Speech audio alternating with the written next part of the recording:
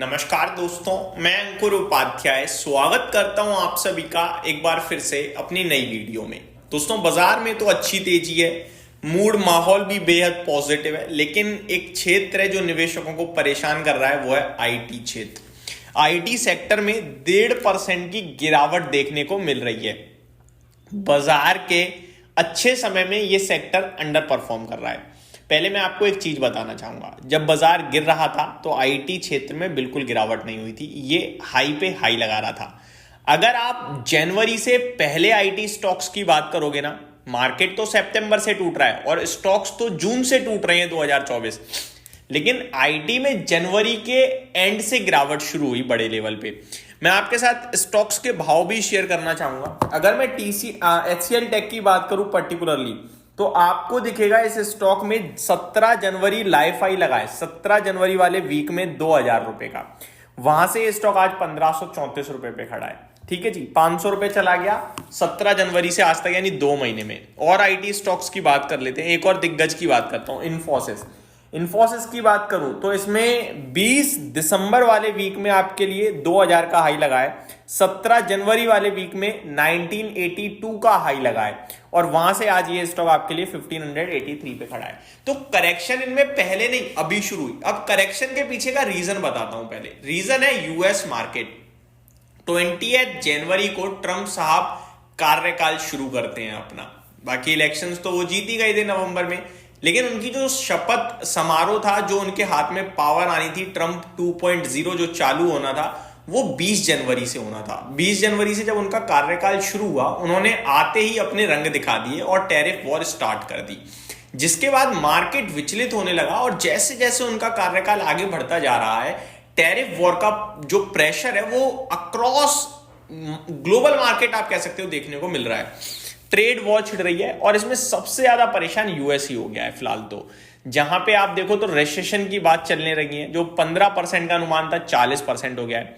अब यूएस में इतनी बड़ी परेशानी अगर आएगी, रिसेशन की बात चलेगी, ट्रेड वॉर आएगा, इन्फ्लेशन बढ़ेगा, तो यूएस में सबसे ज्यादा जो आप ये कह सकते हो जो भारत की आईटी कंपनियां हैं, इनका सबसे बड़ा कामकाज यूएस से ही होता है।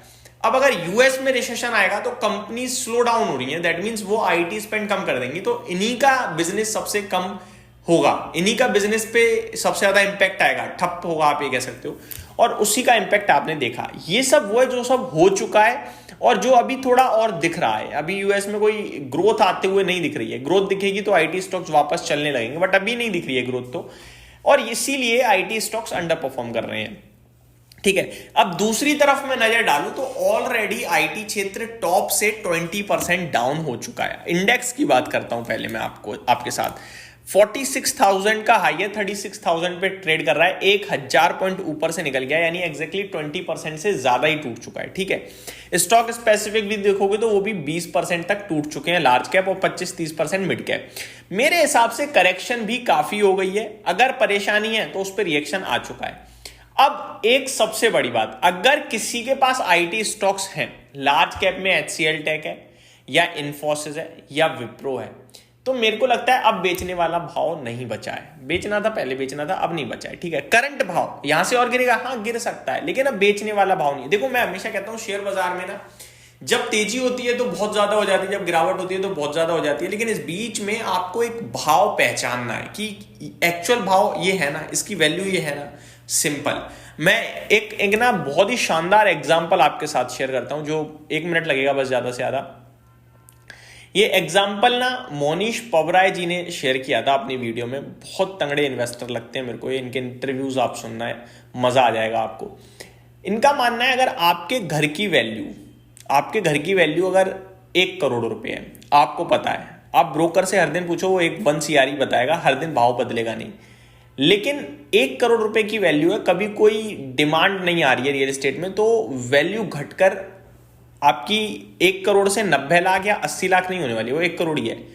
बट अगर आप उसी घर को बाजार में लिस्ट कर दो तो वो 1 करोड़ का घर 70 लाख पे भी ट्रेड करेगा, किसी दिन 80 लाख पे भी ट्रेड करेगा बाजार के खराब सेंटीमेंट में, और 1,20,000 1,30,000 पे भी ट्रेड करेगा। वो तो हर दिन फ्लक्चुएट करेगा, ठीक है, लेकिन भाव उसका नहीं बदल रहा है। तो आपको यह पता है कि 1 करोड़ है, तो वो 80 लाख पे आप बेचने के बारे में नहीं सोचोगे, आप यही सोचोगे कि मौका है। सेम चीज शेयर बाजार में क्या है, एक स्टॉक को अगर आपने एक्चुअल में पहचान लिया कि यार ये भाव तो डिजर्व करता है, अब उससे नीचे ना आपको डरना नहीं है। तो मेरे हिसाब से आईटी स्टॉक्स में अब वो समय आ गया कि ये भाव तो अब डिजर्व करते हैं कंपनियां। नो डाउट अभी समय खराब चल रहा है, टेक्निकल्स खराब है, सेंटिमेंट्स खराब है, बड़े निवेशक हाथ नहीं लगा रहे, यूएस में प्रॉब्लम है तो और टूट सकता है। लेकिन इवेंचुअली 3 साल का व्यू बनाओगे तो फिर ये यूएस 3 साल के लिए थोड़ी रिसेशन में चला जाएगा, आपको भी पता है। तो वो चीजें सुधर जाएंगी, ठीक है, ये हो गया। अब आता हूं मैं एक बड़ी रिपोर्ट पे जो आ जाइए, सिटी ग्रुप। दोस्तों सिटी की रिपोर्ट आई है, वो कह रहे हैं कि भैया आईटी ना करेक्ट जरूर हो गया 20%, लेकिन अभी भी दूर रहो। भाई सही कह रहे हैं, जैसा कि मैंने कहा कि भाव ठीक है लेकिन करेक्ट अभी हो सकता है, क्योंकि करंट सिचुएशन में यूएस में रिसेशन की बातें चल रही हैं, दिक्कत दिख रही है। नैस्डैक कल भी 2% टूटा है, तो थोड़ा बहुत और डाउन हो सकता है। अब ये क्या कह रहे हैं कि अभी प्रॉब्लम तो है लेकिन इन्होंने स्टॉक्स को अपग्रेड करा है, तो दो मुंह बात कर रहे हैं। मैं आपके साथ चीजें शेयर करता हूं। Citi has upgraded Mphasis to neutral from its earlier rating. तो पहले सेल की रेटिंग थी, अभी न्यूट्रल कर दिया, तो अपग्रेड ही किया ये। HCL टेक इन्फोसिस की बात करें तो यहां भी ये पॉजिटिव साइड पे ही है, लेकिन इन्होंने सबके टारगेट प्राइस कट कर दिए बहुत हैवी लेवल पे। ये कुछ चीजें हैं। Citi expects revenue growth for the stocks in its coverage to be at 4% in financial year 26, to be at 4% similar what it projects for the current financial year. तो अगले वित्त वर्ष के लिए भी यही है 4% और अभी भी 4% है। For specific stock Citi upgraded Mphasis to neutral from its sell rating. Stock has corrected 30% from its peak. It has a preference for HCL Tech and Infosys compared to its other large cap. तो Infosys और HCL Tech इन्हें पसंद आते हैं बाकी large cap में।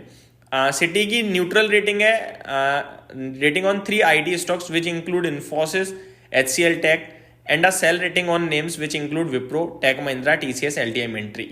तो sell की रेटिंग है इनकी TCS पे, विप्रो पे, टेक महिंद्रा पे और LTI Mindtree पे। वहीं इन्फोसिस और HCL टेक पे ये न्यूट्रल की रेटिंग दे रही हैं। तो ये इनकी रिपोर्ट आई है जहां पे आप देख सकते हैं कि कहां बुलिश है, कहां बियरिश है और क्या कह रही हैं।